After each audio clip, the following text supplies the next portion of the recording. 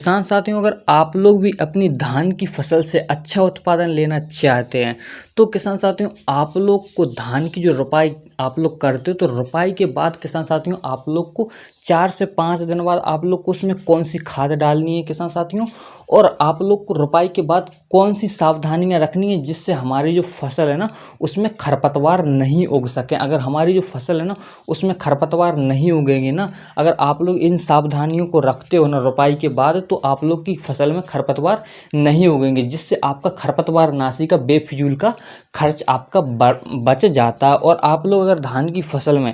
5 से लेकर के 6 और 7 दिन बाद अगर इस खाद को डाल दोगे ना, जो मैं आपको बताऊंगा ना, तो उससे हमारी जो धान की फसल है ना उसमें जो जड़ रहती है उसकी वृद्धि अच्छी होगी, जड़ जो है ना मजबूत रहेगी, और जड़ की बनावट जो है ना जड़ जल्दी से जल्दी उसमें बन जाएगी। हमारी जो धान की फसल रहती है, जो जड़ अच्छी रहेगी, जड़ बनेगी तो जड़ की पकड़ अच्छी रहेगी, तो उससे क्या है ना हमारी जो धान की फसल है ना उसका जो पौधा है ना वो मजबूत बनेगा, और जो कल्लों का फटाव है ना तो वो भी काफ़ी अच्छा रहेगा। और हमारी जो कल्लों का फटाव अच्छा होगा तो हमारी जो धान की फसल है ना उसमें ऑटोमेटिक पैदावार बढ़ जाएगी और ग्रोथ भी काफ़ी अच्छी आपको देखने के लिए मिलेगी। तो किसान साथियों, मेरा नाम है अभी और आप देख रहे हैं देश का सबसे विश्वसनीय यूट्यूब चैनल किसान ऑफ एमपी में आप सबका स्वागत है। तो दोस्तों, अगर आप लोगों ने अभी तक चैनल को सब्सक्राइब नहीं किया है तो आप लोग चैनल को सब्सक्राइब जरूर कर लेना, क्योंकि खेतीबाड़ी से रिलेटेड आपको विश्वसनीय जानकारी में लाता रहता हूँ। तो और आप लोग वीडियो को लाइक और एक वीडियो पर एक अच्छा सा कमेंट जरूर कर देना।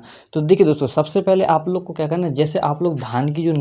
रोपाई कर देते हो ना, तो रोपाई के बाद आप लोग को फर्स्ट गलती क्या है, आप लोग को ये नहीं करनी। काफ़ी किसान साथी क्या करते हैं, उसमें धान की फसल में शुरू में 2 से 3 दिन तक उसमें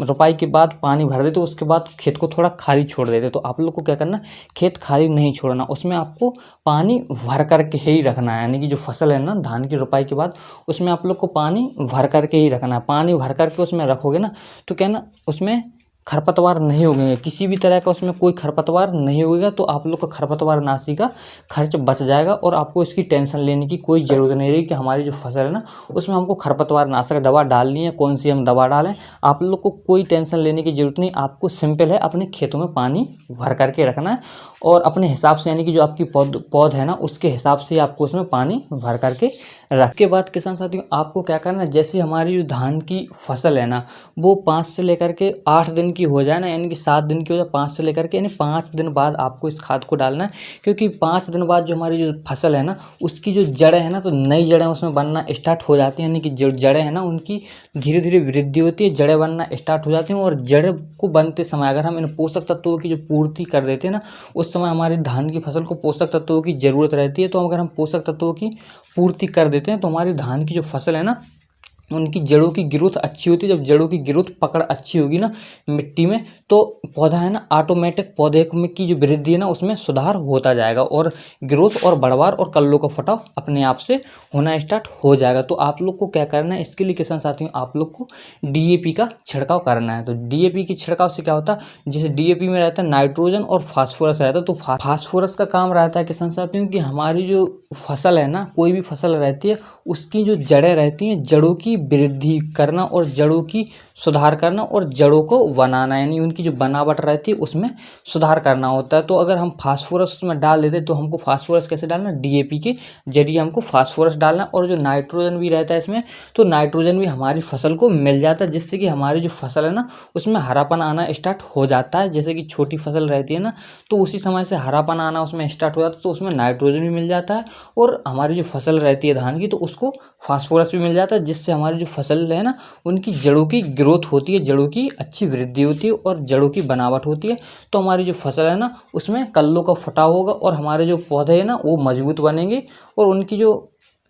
अवस्था है ना छोटी अवस्था से उनकी वृद्धि होना स्टार्ट हो जाती है। तो आप लोग को क्या करना है कि आपकी जो फसल है ना 5 से लेकर के 8 दिन की हो जाए ना रोपाई के बाद धान की फसल, तो उसमें आपको डीएपी डाल देना। डीएपी की मात्रा आपको कितनी लेनी है, डीएपी की मात्रा लेने के साथ साथियों आप लोग को 1 एकड़ के लिए 35 से लेकर के 40 किलोग्राम आपको 1 एकड़ में डालना है, यानी पर एकड़ 35 से लेकर के 40 किलोग्राम डीएपी का आपको डाल देना, डीएपी खाद। इसके साथ दोस्तों आप लोग को कोई भी खाद डालने की आवश्यकता नहीं है, बस आपको डीएपी डालना है। इसके बाद फिर जो आप लोग पहली खाद डालोगे ना, जो यूरिया, पहला यूरिया डालोगे ना, तो वो आप लोग 20 से लेकर के 25 दिन बाद डाल सकते हो इसमें, ठीक है। वो तो डालना जरूरी है, तो बट आप लोग को क्या करना है कि आप लोग की जो धान की फसल है ना 5 से लेकर के 8 दिन की हो जाए तो आप लोग को उसमें डीएपी जरूर डालना। फिर देखना आपकी जो फसल है ना उसकी ग्रोथ कैसी होती है और कल्लों का फटाव किस तरीके से आपको मिलता है, इसका रिजल्ट दोस्तों आप लोग को शानदार देखने के लिए मिलेगा। तो दोस्तों आशा करता हूँ वीडियो आपको अच्छा लगा। वीडियो अच्छा लगा तो अपने दोस्तों में शेयर जरूर कर देना और आप लोग मेरे चैनल को सब्सक्राइब जरूर कर लेना। किसान साथी मिलते हैं किसी अगली वीडियो में।